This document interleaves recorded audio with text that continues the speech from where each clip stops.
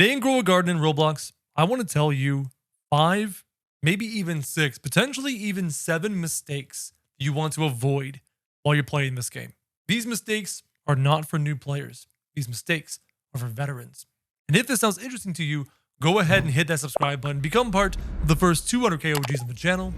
Let's get into the video. So why am I talking about this? Well, I made a massive mistake that cost me dearly. I don't want you to make the same mistake. So I'm trying to warn you.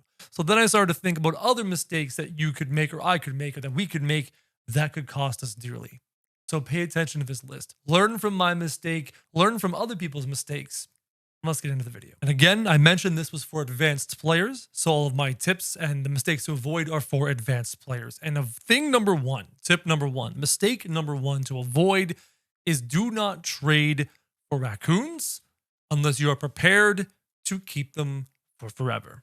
Do not trade for raccoons, these guys, unless you are prepared to use them, unless you have a function for them, unless you have a second garden on an alternate character with a massive plant that you would love to farm for shekels. Because there is a way bigger than 0% chance that you will be stuck with those raccoons in your inventory for forever. And this isn't even the big mistake I was talking about. As of right now, I am personally sitting on 6 different raccoons that are all duped and stuck in my inventory. There's nothing I can do about it. Now, I do have a massive dinosaur room on my alt. As such, I am able to farm up shekels like crazy with these 6 raccoons. But they could have been used in trades if I didn't acquire them. So please, don't make my mistake. If you want to risk it because you have an alt with a massive fruit, if you want to make the risk, go ahead. But understand that every time you acquire a raccoon, there is a chance that it is stuck with you for forever. So only trade for raccoons if you're willing to take that chance. Raccoons are great trading pieces. They have lots of value. If you can get a good trade for a raccoon, it might be worth the risk. But be aware of the risk. And this is going to completely and perfectly blend into my important mistake number 2 to avoid. Do not make your money plant on your main account. Look over here. What do you see here?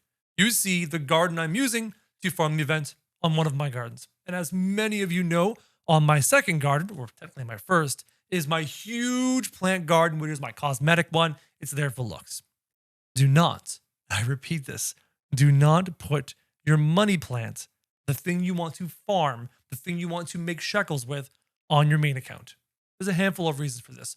First, if you put it on your alternate account, you put a giant plant here. You know what? I will log in mine. Boom, here you go. This is my money shroom. It is worth 33 trillion. And when you have your 6 duped raccoons with a 15-second peacock, you farm 500 trillion shekels in just a handful of minutes. It's insane.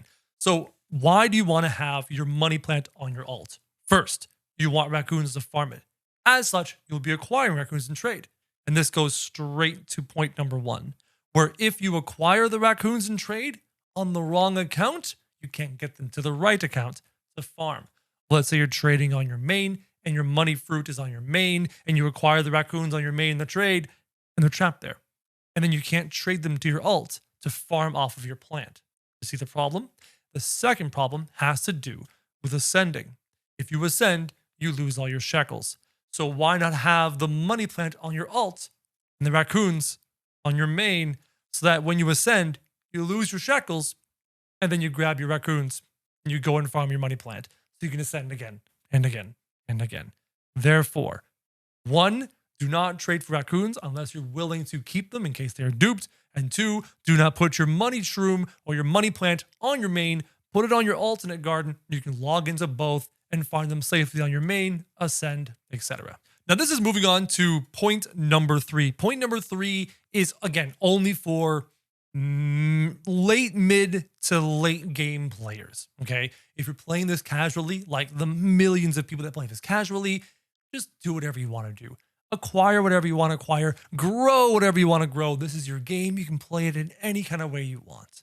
If you want to play it efficiently, if you want to play it towards the end game, like you have in mind trying to do end game things, listen to this next tip.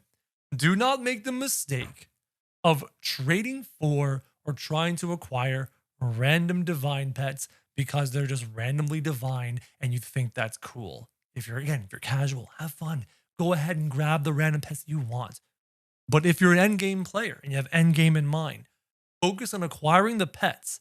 They're going to help you farm more stuff efficiently. For example, why would you want to have a golden goose when you could have 8 koi fish? And those 8 koi fish could help you put your eggs back down on the ground to hatch more eggs, like all those dino eggs I continue to hatch over and over using koi. Why would you want to have a lobster when you could have 8 seals, allowing you to sell your eggs and get eggs back? You see what I'm trying to describe here? Don't worry so much about trying to acquire every single pet in the game unless you want to, and that's totally cool. But if your focus is efficiency, if your focus is endgame, focus only on the pets that will help you achieve those goals. I'm talking koi for the eggs, seals for the eggs, brontosauruses, enough brontosauruses to make heavier hatches in case you hatch a huge and make it even more titanic. And then even later game, I'm talking about 15-second peacocks. I'm talking about these lovely guys that want to make rainbow, these French fry ferrets, because they're really big. Look at that, 20 kilos. Oh. Again, if you're casual, ignore that point, completely ignore it. Just acquire what you want, make your pool. Like, I have a T-Rex. I don't need the T-Rex. I just like the T-Rex. You know what I mean? So acquire what you want. But if you're focused on trying to be the best you can in this game and the most efficient, acquire those pets. Eagles for hatching eggs, blood kiwis for hatching eggs, blood hedgehogs for growing huge dinosaurs and stuff like that. You know what I mean? Focus in on the pets you want to grab. Mistake number 4. And I've made this mistake and I've learned to fix it, but this still wasn't the big mistake. The big mistake is coming. Mistake number 4, I always see, and I'm starting to try and correct people. I'm starting to try to help people and guide people to the point where I'm annoying certain people. I don't care. You'll understand in a second. When you have anything of value, I don't care if it is a T-Rex. I don't care if it's a French fry ferret. I don't care if it's a lobster. I don't care if it's a 15-second peacock, a huge lab. It doesn't matter. When you have anything of value, do not blindly trust what anyone tells you it's worth. You must do your own research. There's multiple ways to do this. Way number 1, go onto the internet. Look for websites that offer pets for real-world value. I'm not going to say exactly what that is because Roblox terms and service. But you should understand what I mean by real-world value for pets. Find those websites. They can guide you to know how much this pet is worth versus this pet when you compare real-world values. It's a great way to do it. Another great way to do it, I do offer a trading tier list that uses real-world values. I can give you some more help. The best way to do it, go into the official Discord server, into the trading section, or go into any trading Discord, use the search feature, find people who are trying to sell the pet you have, and then make offers to them until they finally sell it to you and back out politely. That way you know what other people are willing to sell your pet to you for. That is the best way. Now, I've had people DM me who are getting very angry at me, saying that they've had this massive increase in people fake offering for their pets to try and get a gauge of how much that pet is worth. And to all of you who are DMing me saying to stop guiding people to make offer to you for your pets because you refuse to disclose how much you want for it, start disclosing how much you want for it. If you just tell people exactly how much you want for the pet you're offering, you might get those offers and people will stop bugging you. But the problem is you all want profit. You all want to make a profit off of people. And as such, you will not tell people what you want. You will sit there and tell them to offer over and over and over again until they pass what you want. You make a profit.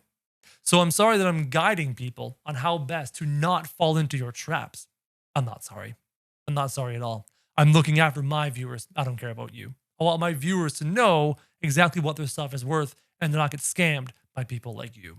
People like you, I don't care. Moving on to the next point.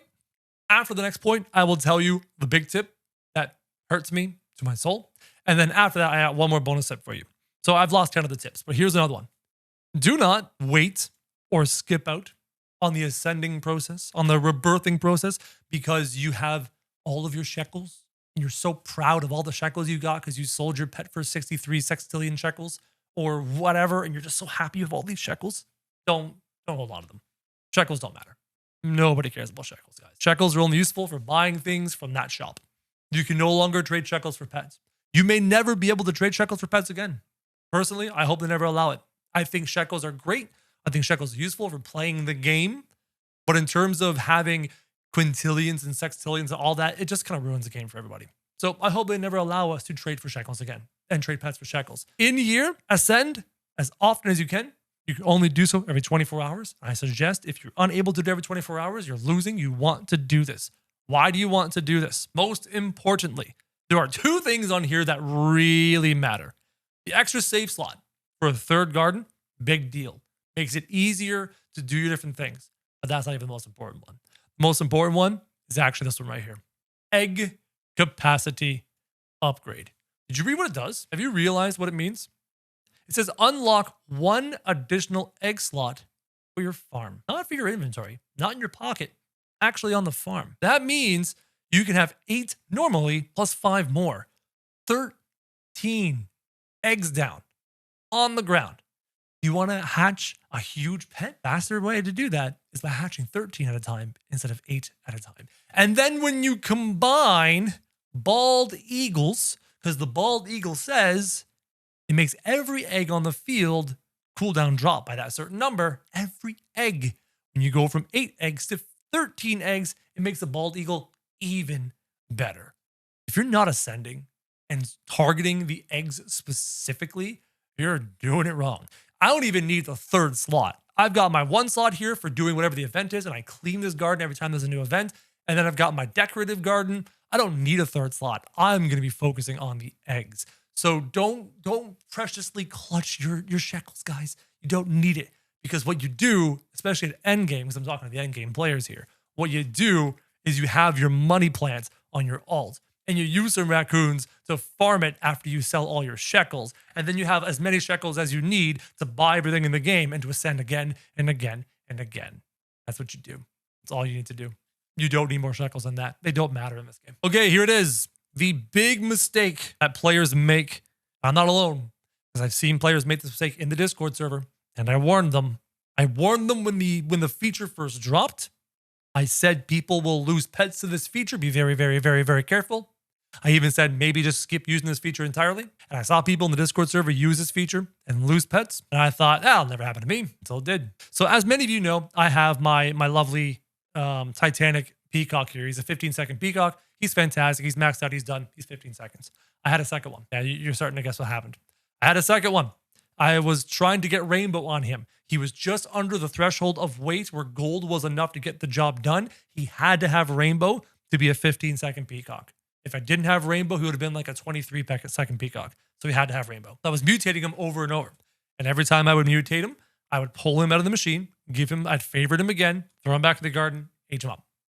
Well, it was late last night, and I was exhausted. I was out with family. I was outside all day. It was late at night. I was exhausted. And I got home, and I went to my garden, had a bunch of eggs lined up.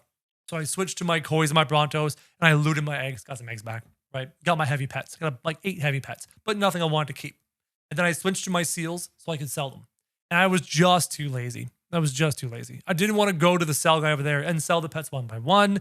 I went over here and I sold all my pets through this interface right here.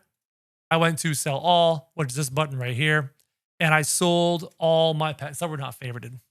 And I did not realize that I did not favorite my peacock the last time I pulled it out of the mutation machine. And for those of you that don't know, a 15-second peacock is worth anywhere from 5 red kitsunes to 7 red kitsunes, depending on the peacock, or more. But people asking for more are silly.